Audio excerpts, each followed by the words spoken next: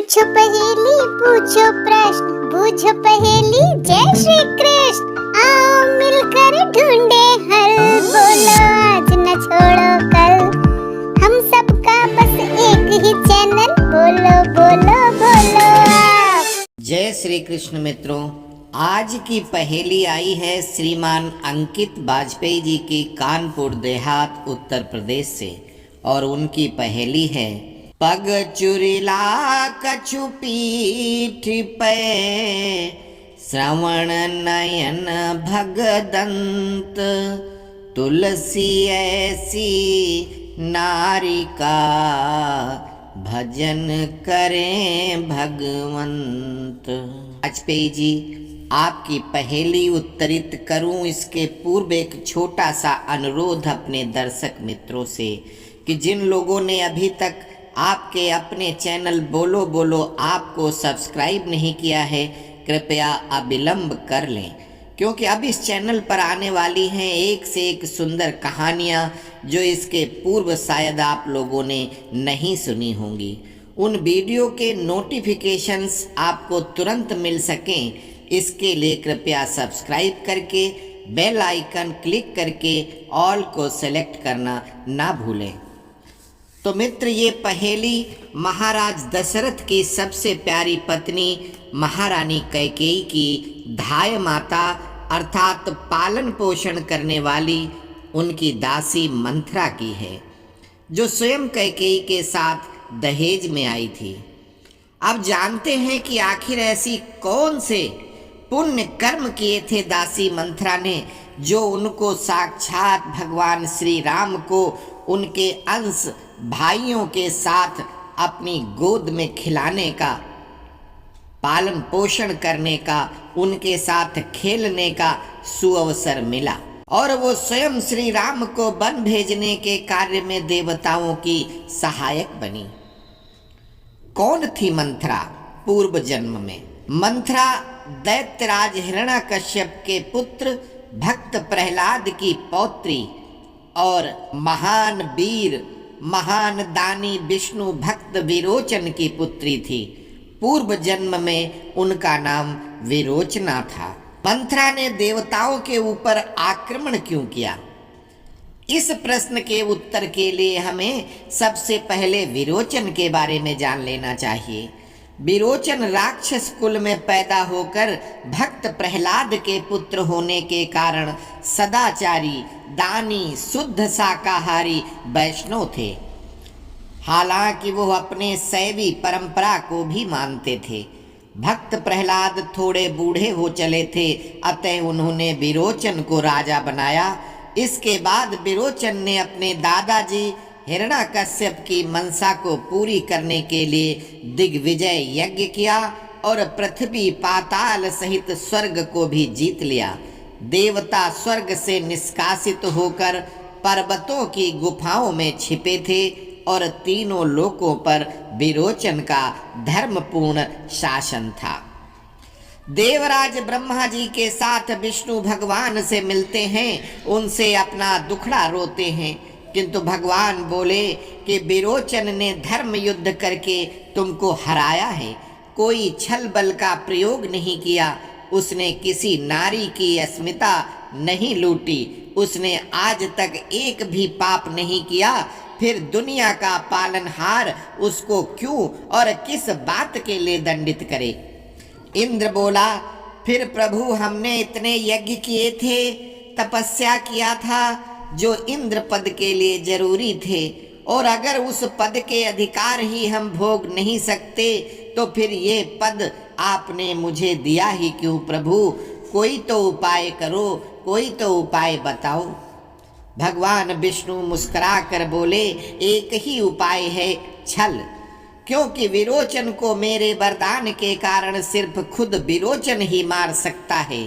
विरोचन रोज सुबह संध्या वंदन करके पूजा स्थल अर्थात मंदिर के दरवाजे पर खड़े होकर याचकों की मनसा पूरी करता है, दान देता है।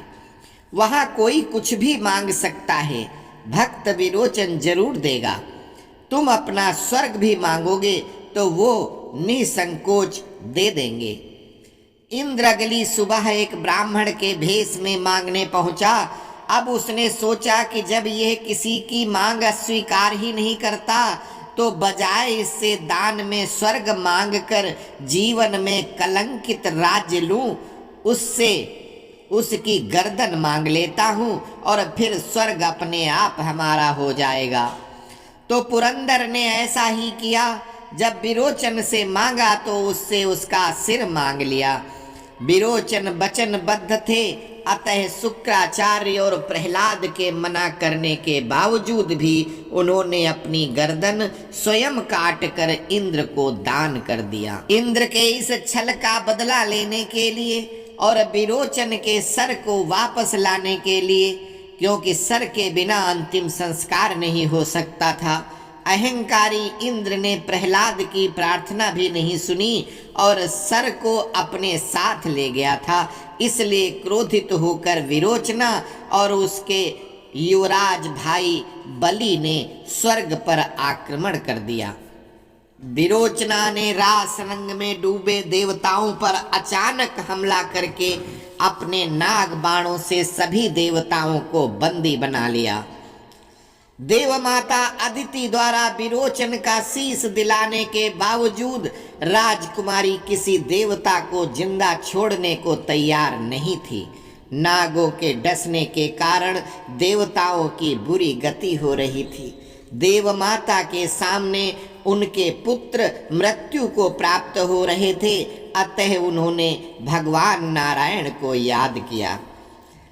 नारायण जी गरुड़ पर बैठकर पहुंच गए, किंतु विरोचना विष्णु पर भी क्रोधित थी और उनको ही अपशब्द बोलने लगी और कहा कि तू ही कपटी है, तूने ही अपने वरदान की बात इस इंद्र को बताई और मेरे पिता का तू ही हत्यारा है। भगवान तो कुछ नहीं बोले, किंतु विरोचना ने अपने तीक्ष्ण नाग बाण भगवान नारायण पर भी छोड़ दिए, किंतु उन सभी नागों को अपने पंजे और चोंच से पकड़कर गरुड़ खा गए। अब तो गरुड़ और विरोचना का युद्ध शुरू हो गया।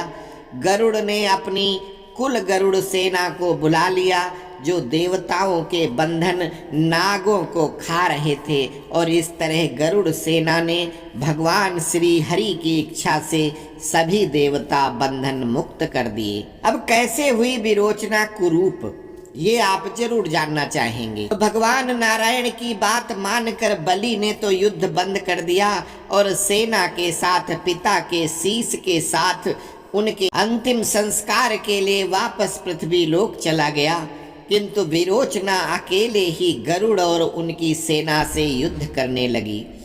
सभी गरुड़ विरोचना पर टूट पड़े और पंजों चोंचों से उसके शरीर पर आघात करने लगे।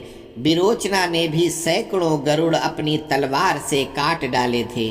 अंत में गरुड़ ने उनकी सेना ने चारों तरफ से घेर कर विरोचना का मांस नोचना शुरू किया।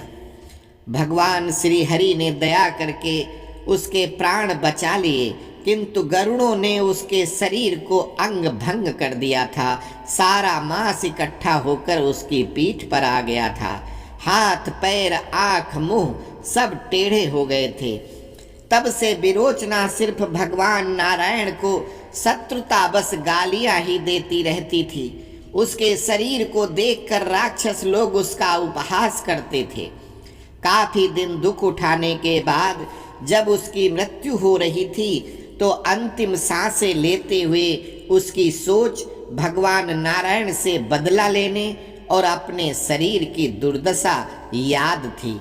अतः अगले जन्म में वह उसी रूप रंग कुबड़ आदि के साथ पैदा हुई। भगवान तो अपने स्मरण करने वाले को हमेशा भक्त मानते हैं, चाहे वो प्रेम से करे या दुश्मनी में।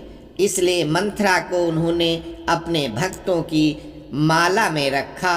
और जैसा कि आप सभी जानते हैं कि हम लोग भगवान का नाम जाप करते हैं, तो भगवान भी माला का जाप करते हैं और उनकी माला में सभी भक्तों के नाम की ही उसमें गुड़िया होती हैं जिनको वो घुमाते हैं और भक्तों का ही नाम जपते हैं। मित्र, इस तरह मंथरा और प्रभु नारायण की 2 जन्म की दुश्मनी थी। मंथरा श्री राम को पहचान रही थी और राम जी भी मंथरा रूपी विरोचना को जानते थे। भगवान ने विरोचना को भी कुछ नहीं कहा था और इस जन्म की मंथरा को भी उन्होंने कुछ नहीं कहा। हाँ, उसने जरूर अपना बदला ले लिया था। अतः आपकी पहेली यहाँ फिट बैठती है कि पग चुरीला कुबड़ लिए, श्रवण बड़े भगदंत, भैंगी मंथरा भक्त थी, नाम जपे भगवंत, नाम जपे भगवंत। अस्तु। जय श्री कृष्ण।